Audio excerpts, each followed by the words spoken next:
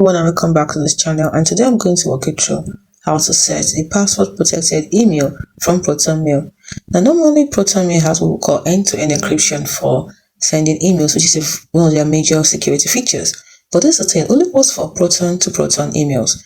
But what if you're sending to others like Gmail or other email addresses like Yahoo? How do you protect it?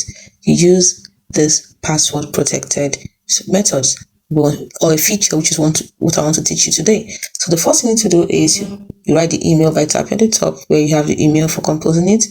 Now you can see the option for a lock key. This is what we mean. Now when you tap on it, it's going to encrypt the message from your end. So you need to set a password for encrypting this message for non-ProtonMail users. So you put in the password, then you put the password again, you put the password again, and then you put a hint, password hint. That's really for the whoever you're sending it to be able to know or to be able to get the password easily, but only for the person that's going to receive the email. That password hint you might send it through a message to the person or through phone call and tell the person what the hint is or what the password is if you want. So once you're done, you tap on apply password and that's it. Once you send the message, it's going to be encrypted from your side and on the way, and even when it gets to the person's only one, that is the receiver, is the only one that can decrypt the message.